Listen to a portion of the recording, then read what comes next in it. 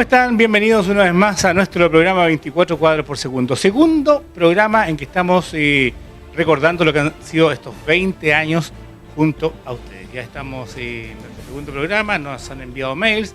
¿Usted quiere contactarse con nosotros? 24 cuadros por segundo @gmail.com. 24 con número y el por con una X. 24 cuadros por segundo @gmail.com. También tenemos un Twitter para que usted lo revise a diario. Todos los días ponemos algo distinto sobre el programa, lo que fue, algún personaje, en 24 con números, cuadros por sec. 24 cuadros, una X, SEG, seguramente ahí está apareciendo en pantalla para que se contacte con nosotros. Seguimos con este recuerdo que tenemos desde los inicios del programa. Lo contábamos la semana pasada, que era lo primero que pusimos de escenografía, y este fue una publicidad que tuvo la Fox para una de sus películas.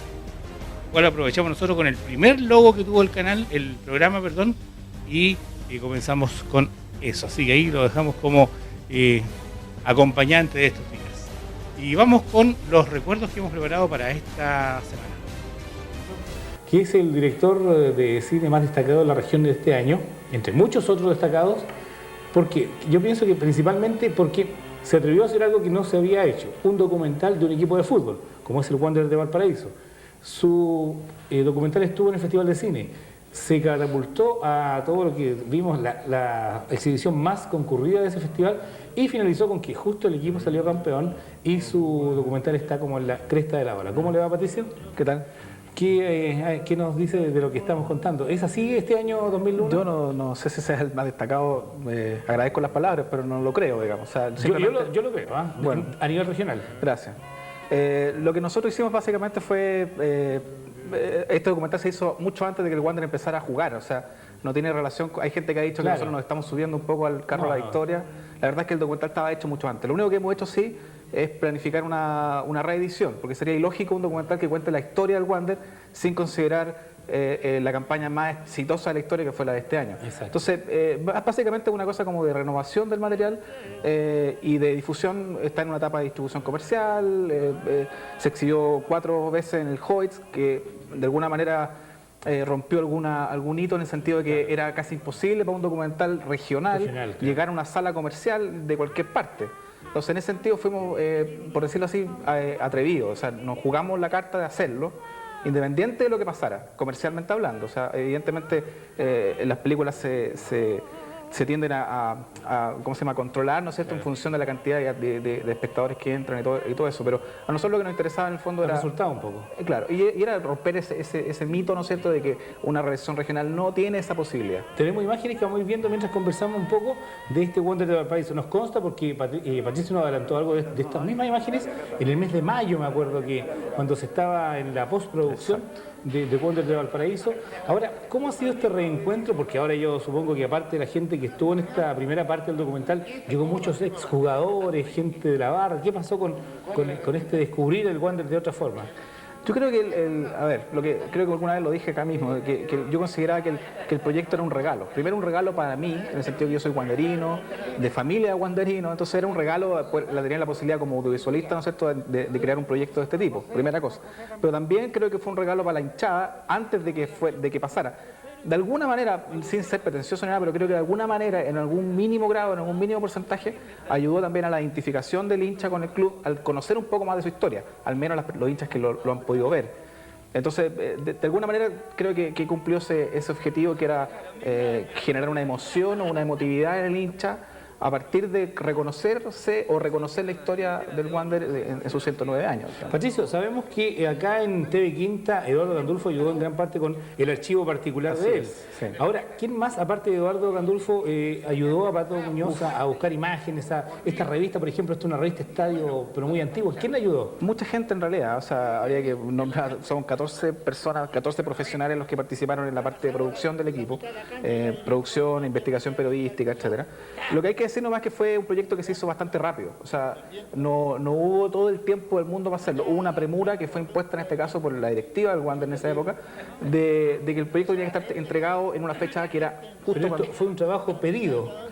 No, nosotros fuimos a ofrecerlo. Ya. Nosotros llegamos con ¿Y una el idea. tiempo total en hacer el documental? Llegamos con una carpeta la segunda semana de diciembre, casi justo un año, digamos, de diciembre del 2000. Y esa carpeta se fue entregada a don Reinaldo Sánchez, él la aprobó casi en una semana de plazo, aprobó los financiamientos, etcétera, y el documental estuvo entregado, terminado el 10 de febrero del 2001, entregado y terminado con 500 copias que fueron entregadas al Wander para que fueran repartidas a los socios preferenciales. De ahí vino un proceso en que el Wander hizo la repartición de esas 500 copias, que el Wander además es dueño de esos derechos, pero nosotros quedamos con la inquietud de que fue un proyecto hecho demasiado rápido, que le faltaba alguna segunda revisión, y esa segunda revisión se hizo más o menos entre abril del 2001 hasta aproximadamente julio, poco antes del Festival de Cine de Valparaíso. Claro. Y esa segunda edición... es casi la definitiva. Sí, ahora hay una tercera, pero la segunda edición lo que hizo fue tratar de quitar un poco la cosa corporativa que tenía el primer documental, el primer video, y convertirla más en una cosa documental. Y creo que eso se consiguió, participó yo creo que mucho éxito en el Festival de Cine, más allá porque tuvo buena convocatoria, porque era más o menos lógico, era el único documental de la región, pero también en términos de crítica, o sea, la crítica que a nosotros nos interesa, ¿no es cierto?, que la gente que sabe un poco más haya reconocido algunas cosas y algún esfuerzo detrás de esa producción.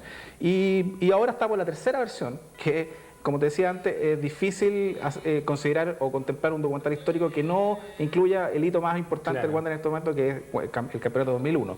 Así que 6 semanas antes de que el Wander fuera campeón, nosotros salimos con cámara y empezamos a hacer el registro, más que el tema de... ¿Ustedes vislumbraron que podía pasar esto? Cuando iba puntero, o sea, el Wander en las últimas 7 u 8 fechas ya estaba puntero. Entonces, independiente, digamos, del tema deportivo, o sea, hay que también decir que el documental no es exactamente un documental de fútbol. Exacto. Ya, entonces, nosotros lo que tratamos de rescatar un poco de este cuento era la creciente identificación, ¿no es cierto?, del porteño, del habitante de la ciudad y del wanderino. O sea, cada vez aparecían más wanderinos, las camisetas en la calle, las banderas en las casas, etcétera, y eso lo tratamos de llevar a imágenes, digamos, de alguna manera coherente con el resto del trabajo. Tampoco se trata de que con un documental de 1 hora, 20 minutos van a ser del campeonato del 2001. O sea, ahora, Patricio, perdón, sí. Tú también eres responsable, aparte de ser el director del documental, de que la gente de Valparaíso haya descubierto que el documental es un género cinematográfico válido. ¿Eso te has percatado? Sí, yo no creo que sea yo el responsable, o sea, de alguna manera... Pero es que masivamente la gente no tenía mucho conocimiento de que había documentales que eran muy entretenidos, tan entretenidos como una película. Yo creo, honestamente creo que aún la gente desconoce. O sea, nosotros hicimos una apuesta, que fue tomar un documental de un evento o de un hito de la ciudad, que es muy importante como el Wander. Lo pusimos en una sala comercial y fue poca gente.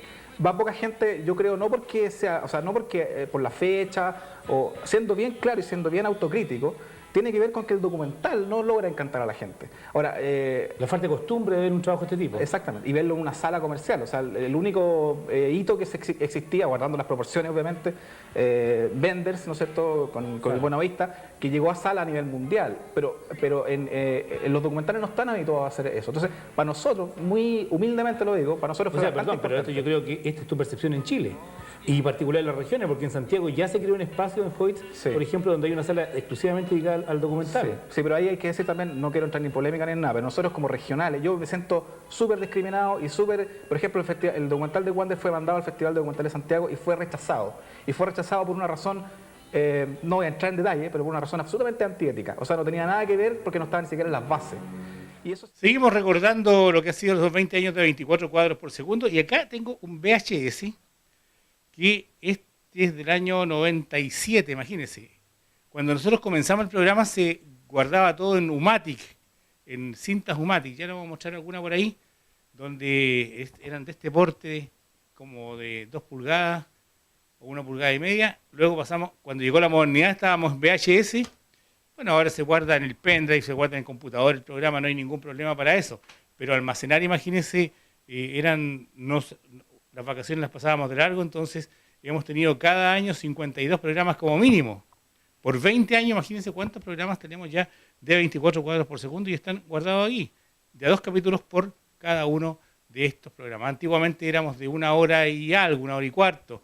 Cuando salíamos en vivo, cuando comenzamos éramos en vivo el día sábado de la noche, después pasamos los días jueves, y ahí era el día sábado 1 hora y tanto, y después pasamos 1 hora. Ahora ya en los tiempos modernos, que todo es más breve, estamos en 27 minutos, pero aquí seguimos junto a ustedes. Sigamos recordando en 24 cuadros por segundo. Y nuestro programa, que es de cine, y que tenemos invitados a gente como estos alumnos que van a hacer dirección y producción de televisión, pero muchos van a pasar a otras áreas de los audiovisuales, como el cortometraje, como es el cine, la animación. tienen profesores que han hecho escuela y carrera en la televisión. Uno de ellos es uno de los fundadores de UCB Televisión. Es el primer director que hizo el primer programa en vivo de la Corporación de Televisión de la Universidad Católica, como fue el Pipiripao, un programa que duró 1 hora y que fue lo primero que se hizo en la zona, en programa en vivo, todo un hito. Además tiene el hito de haber sido el primer jefe de nuestra directora Pamela Farías, imagínense, eso es importante. Y bueno, ha sido actor, participó en una película, ha sido director, ha sido productor, dirigió el show de Cole en su etapa más brillante en la televisión, cuando todo el mundo veía ese programa, y ahí está ya en pantalla don John Fleming, para quien creo que cuando uno dice muchos calificativos se queda corto. Don John, ¿cómo está? Gracias, vale, ¿qué tal?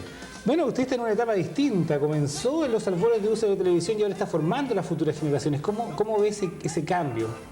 Bueno, yo creo que es un cambio súper importante porque uno primero hace todo lo que tiene que hacer, y, bueno, siempre hay montones más cosas que hacer en la vida, pero yo creo que las nuevas generaciones tienen la nueva voz.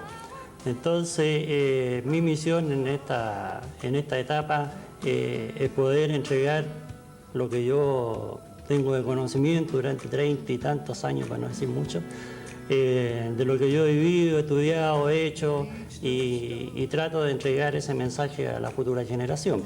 ¿Dónde partieron ustedes transmitiendo? Bueno, nosotros partimos transmitiendo en la Universidad Católica, abajo en el subterráneo. ¿Ya? Ahí era el antiguo Canal 8. Allí había un estudio, un switch de esa época muy precaria, pero ahí hacíamos todos los programas y la gracia era que todos los programas, tal como este, pero todos los programas eran en vivo. No había posibilidades de equivocarse, nada. En esa época se transmitía de otra manera. No sé, no. Ahora, usted dice que es parte de la historia de la televisión, y usted dice que ha sido parte de la historia también. Queremos traer esa historia. Los canales ya prácticamente cuando comienzan, o si es que comienzan, porque ahora la televisión sigue funcionando las 24 horas, antiguamente había una carta de ajuste. Así es. Y encontramos por allí ¿sí? la carta de ajuste que ustedes ubicaban en esa época. Así que invitamos a usted que vivió la época de gloria de la televisión abierta en el canal 8 antiguo. ¿Qué le parece esa carta de ajuste que de repente uno prendía el televisor para estar 4 horas, 5 horas solamente con esa imagen? ¿Se recuerda? Así es. Esa, para decir la verdad, es la segunda carta de ajuste. ¿La segunda? Sí, porque la primera carta de ajuste tenía como de frontis, más que en la universidad, tenía un frontis como de un coliseo. ¿Ya? Era muy bonito.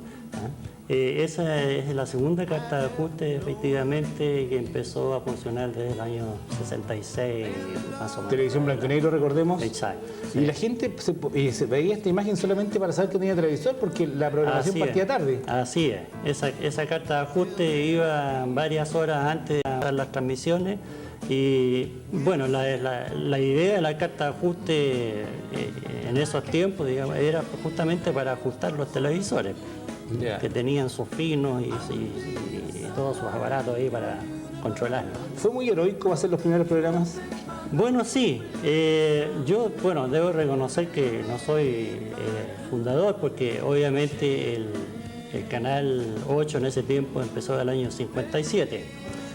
Yo llegué como un estudiante, incluso tocando rock, porque tenía mi banda de rock en ese tiempo, el año 62. Ya le decían el gringo Fleming. Sí, de todos modos, toda la vida. Pero ya dedicado 100% al canal, empecé el 65, porque no soy tan viejo también. Y los programas realmente eran heroicos porque era como estar en este programa y a los 5 minutos después venía otro y en 5 minutos había que desmantelar toda la escenografía y entrar el otro set y toda la gente. Era muy exquisito en ese tiempo. ¿Cuál fue el programa que más recuerda, que más satisfacción le dejó a usted? ¿De esa época? De esa época. Bueno, de esa época habían varios. Me tocó hacer un mediano metraje de Las leyendas de Olmué, que lamentablemente desapareció en los archivos, porque se perdieron muchas cosas en los archivos. Muchas cosas en el tiempo. Sí. También tuve el honor de dirigir El hombre del antiuniverso, unas temporadas con Vadim Praus. En fin, un sinnúmero de programas infantiles. Uno hacía de todo en esa época, noticiarios, infantiles, deporte, todo. Quiero invitarle a ver unas imágenes de lo que se llamó La Ventana Mágica. Usted nos va contando qué se trata, qué es lo que hay, y a ustedes también les queremos invitar con esto. Bueno, este programa se hizo 5 de octubre de 1957. para celebrar los 30 años del Rusia canal. lanza el primer vehículo Este espacial. programa se hizo el La año Luna ya no está 87. sola en su eterno girar en torno a la Tierra. Y era un programa para soviético mostrar qué es lo que había hecho el canal desde sus inicios, como decía, el 57, El mismo hasta día, ese momento. millones de seres miraban hacia el cielo. Los ojos de los habitantes de Valparaíso comenzaron a mirar las primeras imágenes de la televisión. Esta es una recreación que hicimos nosotros. Ahí está la carta de ajuste que le nombrábamos. Esa es la segunda carta de ajuste, efectivamente.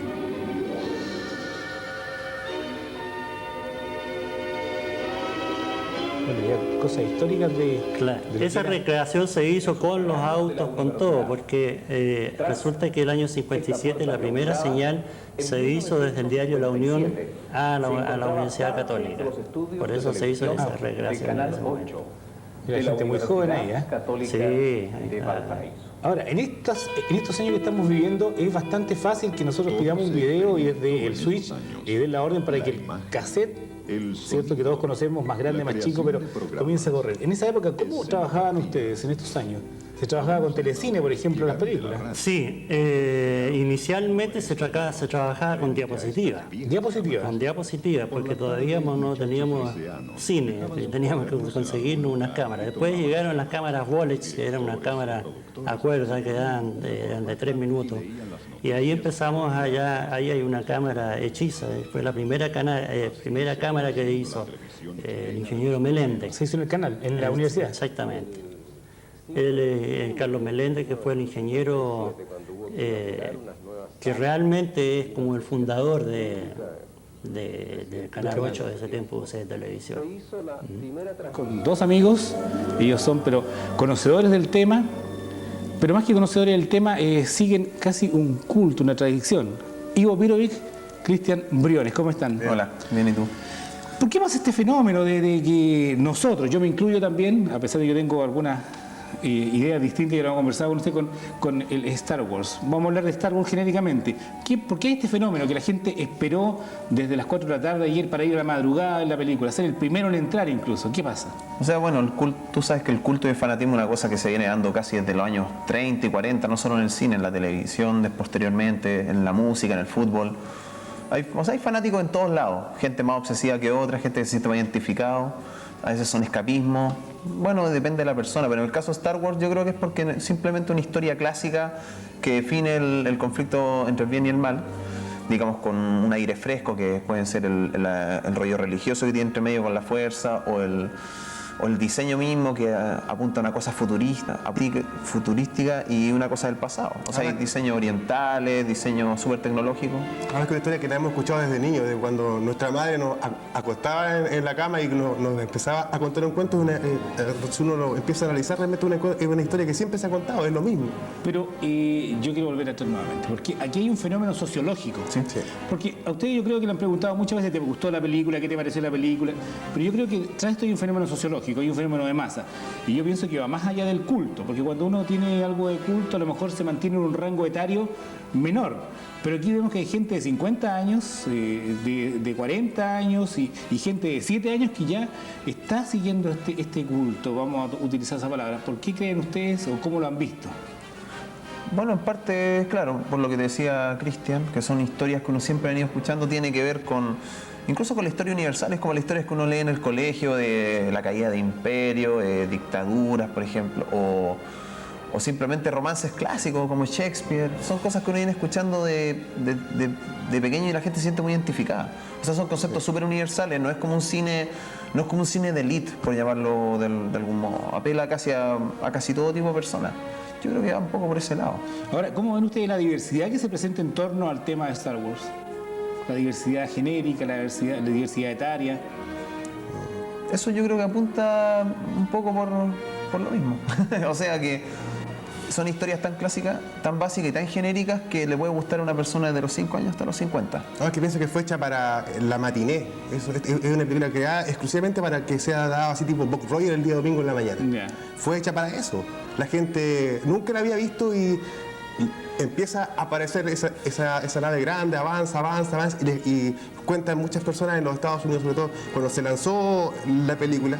Hay gente que aplaudía, abuchaba a Darth Vader sin que nunca antes la habían visto. O sea, es algo que como que te nace. Ay, pero hay dos cosas. Por ejemplo, ustedes vieron, son mucho más jóvenes que yo, vieron la película después de que se habían hecho los 3 primeros capítulos, ¿cierto? Los originales. No lo vimos en la época. En la época. Sí, porque yo fui al estreno de Star Wars el año 77 Fui cuando estrenó. a Valparaíso. No, yo era de Santiago, soy de Santiago, la vi en el cine Windsor, hicimos la cola.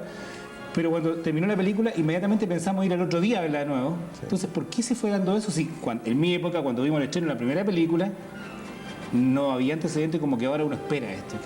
Bueno, Esto es como la tragedia griega.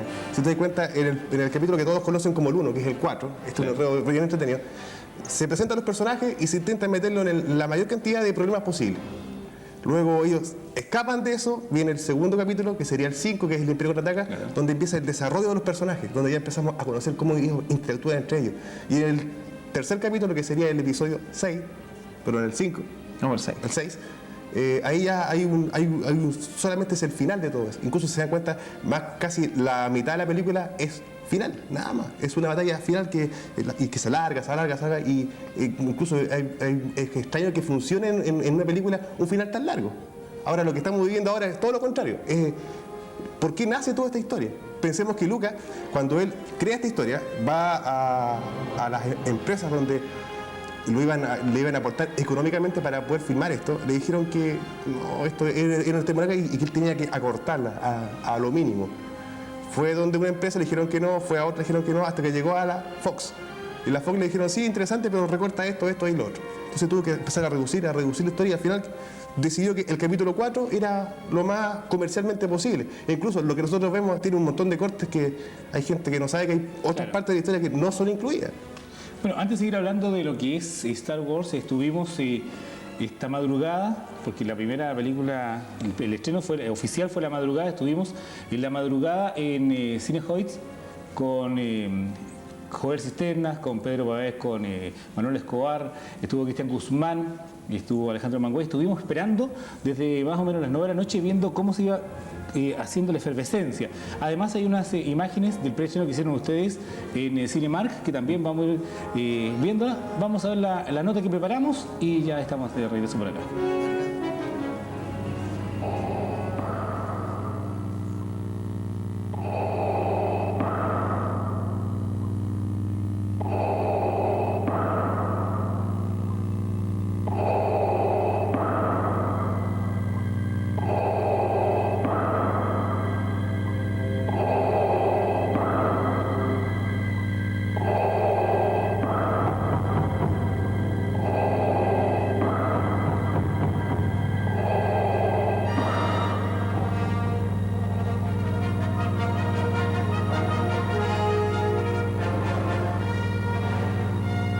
El episodio 2, El ataque de los clones, y esperando aquí las 12 de la noche cuando se va a estrenar esta película, nos hemos encontrado precisamente con Anakin Skywalker, un joven, ya un Jedi. ¿Cómo nació en ti este fanatismo ya? Fue por dos razones más que nada. Primero, cuando chico mis tíos me inculcaron mucho contándome, en vez de cuentos para dormir, me contaban la Guerra de las Galaxias.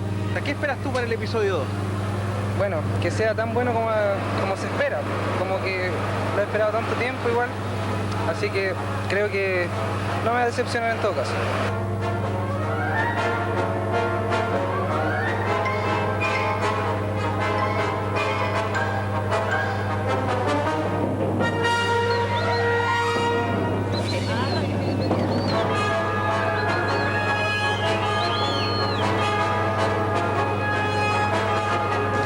Para el episodio 2? Bueno, que sea mejor que las que han dado últimamente. La verdad es que no me gustó mucho, me gustó realmente la primera y la tercera. Por lo que he escuchado de esta película, creo que es bastante mejor y espero no tener una mala impresión al final. Igual va a ser un poquitito más oscura de lo que como fue en los años 70. Yo soy de la primera trilogía, ahora le toca a la generación de ahora. El episodio 1 fue una introducción principalmente. Como película no la encontré tan buena, sí como introducción a todo lo que es el universo Star Wars. Y ahora espero que sea un enlace con las otras clásicas que hemos visto tanto tiempo. Muy lenta. Creo que esta es mejor, tiene más evidencia. Yo soy fanático, pero de la trilogía, de la antigua. En los capítulos 4, 5 y 6, el 1 no me gustó mucho y creo que esta hace mucho mejor. Se supone ahora, en teoría, que en la película van a salir más Jedi, qué sé yo, viene más que nada el exterminio y sobre todo ya conocer la amenaza de la guerra de los clones, que fue muy nombrada en la guerra de las galaxias por Obi-Wan.